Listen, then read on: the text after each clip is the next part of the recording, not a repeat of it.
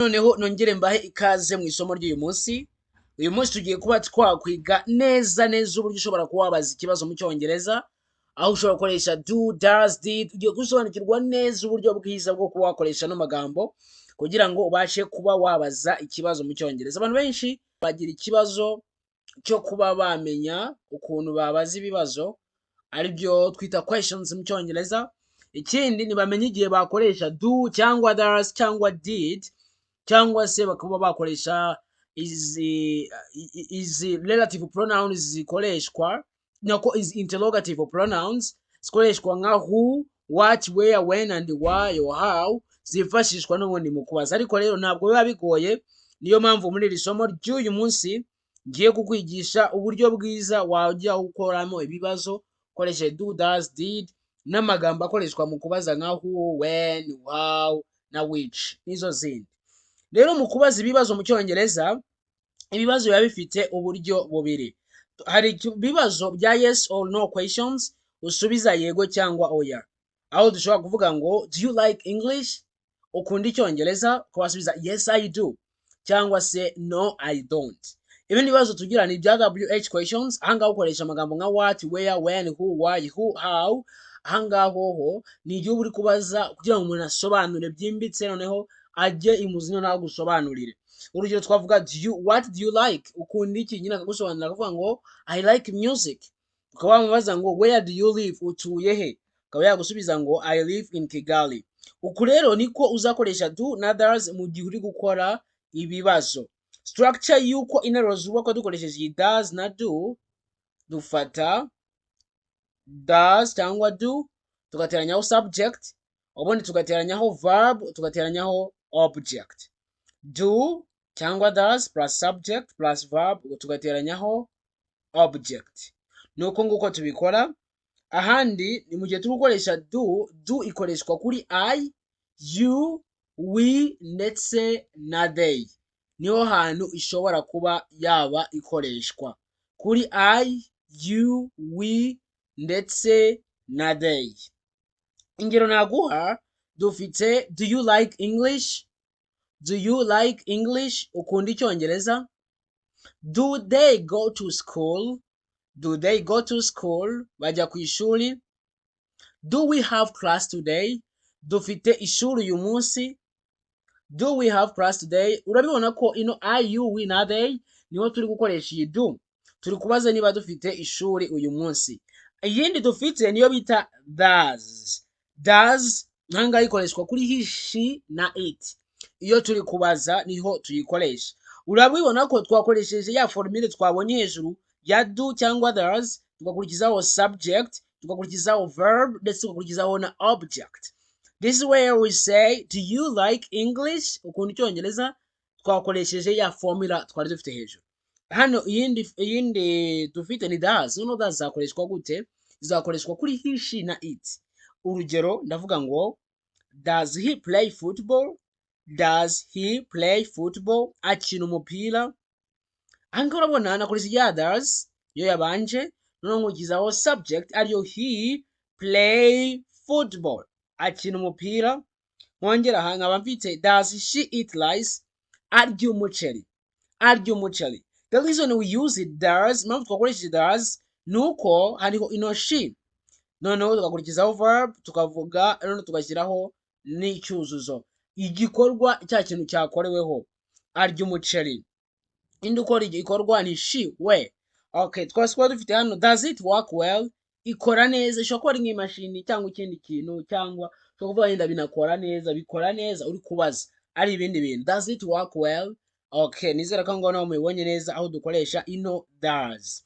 Ikitonderwa cyangwa se akantu wamenya nuko mu kibazo verb niyongerwaho s igihe ukoresheje does, nkuko kundi twabibonye mu gihe turi gutondagura inshinga twongeraho s ku nshinga igihe tugeze kuri he, she na it. Ahangaho ntabwo tuyikoresha. Urugero naguha ni nkano does he play football, ntabwo tuzavuga ngo does, ntabwo tuzavuga ngo does he plays football, ntabwo tuzavuga ngo does he plays football, ahubwo tuzavuga does he play football. Aha, urugero turavuga ngo does he play football, cyangwa se ukaba wabaza ngo does he plays football, yaba akina umupira. nibwo buryo bwiza ahangaha tubasha kuba twabivugamo. Ntabwo dukoresha iriya plays twongeraho s, dukoresha iriya yo hejuru play tutakushyizeho s. Noneho mu gihe iyo tugiye gukoresha did, gukoresha did uyibakoresha mu gihe ushaka kubaza ikibazo ariko mu gihe cyahise, icyo twita past tense, mu gihe cyatambutse. Urugero ushaka kubaza ngo wenda ibikorwa byabaye mu gihe cyahise, niho structure tuba dufite cyangwa uburyo interuro ibikozemo. Dukoresha ijambo did tukongeraho subject, ubundi tukongeraho verb ariko itariho ed. Ntabwo dushyiraho ed, dufata did tugateranyaho subject ubundi tugashyiraho verb ariko itariho ed. Okay, urugero hano nabaha ni nka did you go to school yesterday? Did you go to school yesterday? Wagiye ku ishuri ejo hashize? Did she see the teacher? Yaba yabonye mwarimu? Yabonye umwarimu?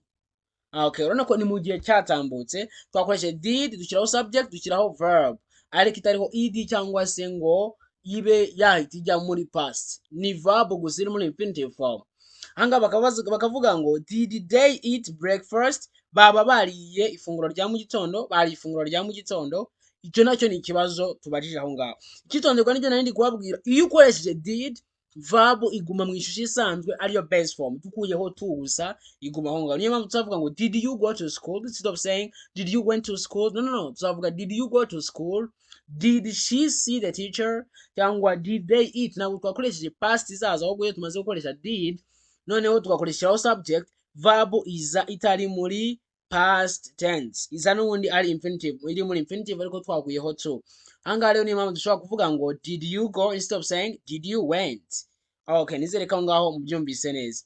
Ahangaha ikindi nshaka ko umenya ni kuri izi interrogative pronouns. Izi interrogative pronouns ni amagambo akoreshwa mu kubaza ikibazo cyangwa ibibazo. Aya ni amagambo yose atangizwa n'inyuguti ya wh, ya wa na ha cyangwa se how, akoreshwa mu bibazo. Urugero navuga ngo nka what, iki. Iri isobanura mu kinyarwanda iki. Urugero kananga urugero navuga ngo what is your name? Witwa nde? Izina ryawe ni nde? Cyangwa se izina ryawe ni irihe? Where ivuga hehe. Urugero navuga ngo where do you live? Nazabereka uburyo tubikoresha neza tubaza, ariko ahangaha ndimo ndabaza utuye hehe. Ahangaha tukagira when. When ni ryari. Noneho twajya kubaza twavuga ngo when do you go to school? Ujya ku ishuri ryari. Aha iyindi dufite ni who. Who ivuga ninde. Ninde. Ahangaha rero mu gihe turi kubaza dushobora kuvuga ngo who is your friend? Ninde inshuti yawe. Ninde inshuti yawe. Tukagira nanone why. Why ni kuki. Urugero nshobora kubaza ngo why do you study English? Kuki wiga icyongereza. Kuki wiga icyongereza. Icyo nacyo ni ikibazo ushobora kuba wabaza. Iyindi ni how, gute. How are you? Amakuru yawe, cyangwa se kubaza ngo bimeze gute, amakuru yawe. Iyindi dufite ni which, ikihe. Ugiye guhitamo mu bintu bibiri ukaba wabaza which book do you like? Ni ikihe gitabo ukunda? Ukunda ikihe gitabo? Ukunda igitabo kihe? Ukunda igitabo kihe? Whose. Whose noneho nigihe tuzayikoresha turi kubaza nyiri ibintu runaka. Nkaba nabaza ngo whose bag is this? Iki gikapu ni icyande. Iki gikapu ni icyande. Nizere ko aho ngaho ubyumvise neza cyane. Dufite izi ngizi uko ari zigera muri 9 n'atari 8 uko tugenda tubaza. Okay. Ahangaha rero reka dukomeze urebe uko wakoresha noneho do cyangwa does ndetse na wh n'ibindi bibazo bitangizwa na wh mu gihe turi kubaza bigakorera hamwe mu nteruro imwe. Nkuko twabonye ugiye dukoresha do na does na did, tugenda kureba uburyo ushobora gukoresha no does na do dukoresheje bino bibazo bya wa na her. Noneho uburyo tuzabikoresha iyo ushaka kubaza ibibazo ukoresheje wh word na do na does ukoresha structure nk'iyi ngiyi. Hari iyi ya wh word aho dushobora kuvuga ngo turavuga ngo tubanza kiriya kibazo iriya jambo ribaza tugashyiraho do cyangwa does, ubundi tugashyiraho subject, noneho tugashyiraho na verb, tugashyiraho na object. Urugero nubireba neza uraza kubona dufite what ariyo rya jambo tugakurikizaho do. Okay, ahangaha nureba neza uraza kubona ko iyo ushaka kubaza ikibazo ukoresheje iyi WH word cyangwa se ijambo ribaza na do cyangwa does ukoresha structure nk'iyi ngiyi. Dukoresha ino WH word nk'iri jambo ribaza, ubundi tukongeraho does cyangwa do ndetse twongeraho subject, twongeraho verb, twongeraho object. Nureba neza muri uru rugero dufite ahangaha kuri what do you eat in the morning, uraza kubona ko dufite what nka subject nka rya jambo rya WH. Do you eat every morning? What do you eat? You as a subject, eat as main verb in the morning. Where do you work? Where do you work? Ukorera he? So why does she study English? Kuki yiga Icyongereza? Why does ino does yakoreshejwe nka does kubera ko adufite kuri she, ari she turi gukoresha ahangaha. Why does she study English? Kuki yiga Icyongereza? So, uko did na WH bikorana mu gihe cyahise. WH did, turone WH word niyo tubanza, word ubwo rya jambo ribaza tugashyiraho did, tugashyiraho subject, tugashyiraho verb. Ahangaho nuko bikorwa. Ino verb ibiri muri base form. Urugero navuga ngo what did you do yesterday? What did you do yesterday? Wakoze iki ejo hashize? Where did they go? Bagiye he? Bagiye hehe? Where did they go yesterday? Urabona ko dufite ya jambo ribaza, twongeraho did, twongeraho na subject, tukahita dukomeza n'inshinga yo mu mbundo ariyo main verb. So n'urugero n'indi ni why did he cry? Kuki yarize? Kuki yarize? Okay, dukomeje rero n'uburyo noneho n'itandukaniro hagati ya do na does na did. Ushobora kwibaza uti bikoreshwa ryari? Ahangaha dufite present tense niho dukoresha do cyangwa does. Noneho ahangaha urugero nk'aho nabaza ngo do you like coffee or does she go to school? Ikintu ngomba kwibuka nuko do ikora kuri I, you, we na they, naho mu gihe does ikora kuri he, she na it. Did igakora kuri past noneho ku ma subject yose. Niyo tuzavuga urugero wenda ngo did you eat? Did you eat? Ese warariye mu gihe cyahise, warariye. Nuko nguko bimeze. Ahangaha dufite practice time. Practice time ni exercise tugiye gukora ahangaha yo kuzuza iyi do na does na did mo ahangaha. Nagira ngo tuyandane urebe uburyo tubigenza. Okay, ahangaha dufite dash you like English. Turabivuga ngo iki? Do you like English? Do you like English? Nicyo gisubizo ahangaha muri nashyiramo. Nawe niko ubitekereza? Kubera icyo aricyo turi bushyiremo nuko ino ari interuro uri muri present, ndiko ndi muri present kandi kuri you dukoresha do, isn't it? Niyo mpamvu ahangaha do aricyo gisubizo. Ahangaha handi ha kabiri turashyiramo iki? Dufite she play football every weekend. Ni igikorwa gikunze guhoraho. That means ni present tense. Kandi ntabwo twakoresha do kuri she na nubwo twakoresha did kuko ari igikorwa gikunze guhoraho kitabaye mu gihe cyahise. Niyo mpamvu ahangaha biri buze kuba does. You get it? Noneho ahandi ni they go to school yesterday. Hano imbere w'amategeko hano imbere turi baze kwashyira iki?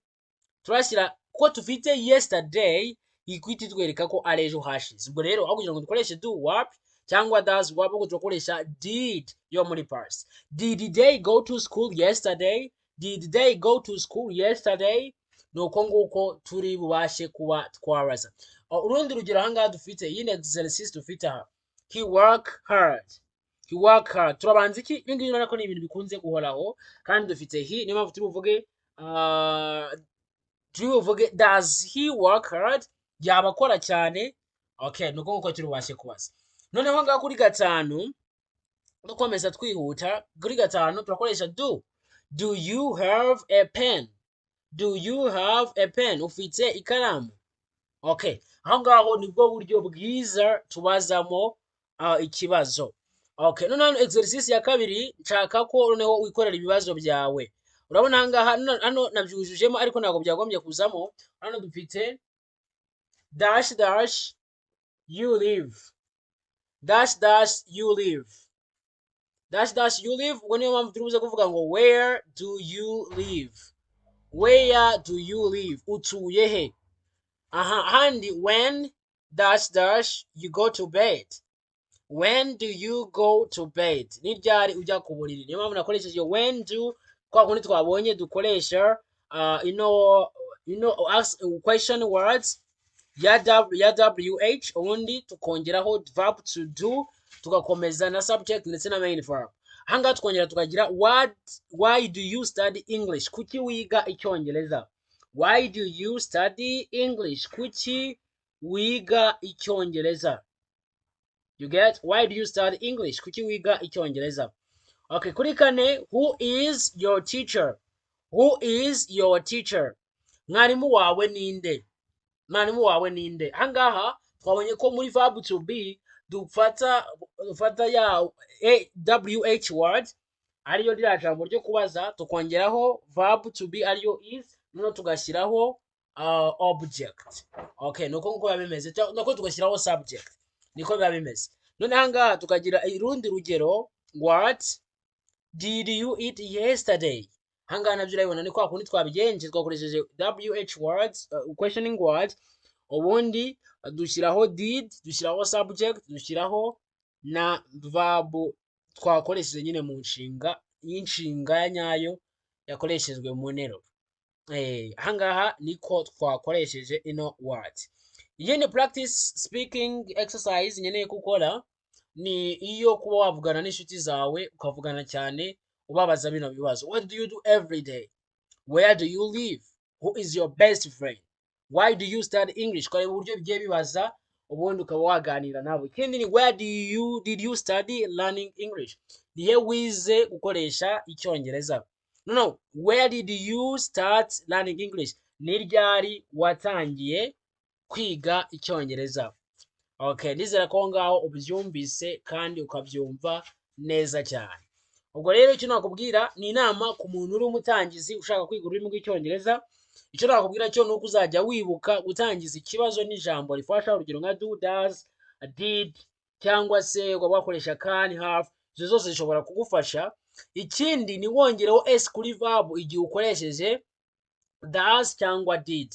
Ntabwo iza iyo turi kuvuga interuro yemeza gusa, ariko mu gihe turi kubaza ntabwo ikoreshwa. Ikindi ni ukubwira ko wakoresha zile questioning words arizo zitangizwa na h cyangwa se za nka how neza, kugira ngo ikibazo cyawe gisobanuke bigendeye kuri structure nagiye nguhereza. Ikindi ni uko ugomba kwitoza kubaza inshuti zawe buri munsi. Uko ubaza kenshi niko uvuga neza, ukomeza kubaza niko mugenda muganira, kandi niko ubasha kugenda umenyera gukoresha ururimi rw'icyongereza neza cyane. Ikindi nakubwira ni ukumenya kubaza ikibazo mu cyongereza. Nibyo bintu by'ingenzi cyane byagufasha, kuko bituma ubasha kuvuga neza iyo uzi gukoresha do, does na did hamwe n'amagambo nka what, where, why, how. Uba ushobora kuba neza watanga ikiganiro cyiza cyane mu cyongereza cyose rwose. Rero ubyige kandi ubimenye. Ufite ikibazo wanyandikira inbox kuri group ukambaza, ngerageza kugusobanurira ku buryo ubyumva neza, sibyo? Wanyandikira ibintu ukabyumva neza, niba utabyumvise ubundi ukabasha kubyumva neza. Ntutinye gukora amakosa, kuko niyo nzira y'ubumenyi, icyo gishobora kuba cyagufasha kugira ngo ubashe kuba hari aho wagera mu rurimi rw'icyongereza. Wowe icyo usabwa ni ukubaza ibibazo byinshi, just ask more questions, speak more, learn faster. Ubaza ibibazo byinshi, uvuge cyane, ubundi wige vuba. Niko bisabwa, nicyo bigusaba kugira ngo ubashe kuba wamenya ururimi rw'icyongereza. Njye rero ndabakunda cyane, ni teacher wanyu Isaac.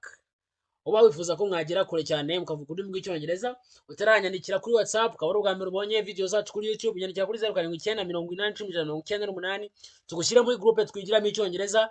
Dutangamo amasomo 2 ya buri munsi, kujya kuri live session yo kwimenyereza gukoresha ururimi rw'icyongereza buri munsi ku mafaranga 10,000 gusa, wishyura rimwe gusa, ubundi ukiga ururimi rw'icyongereza neza cyane. Nyandikira kuri 0789801018.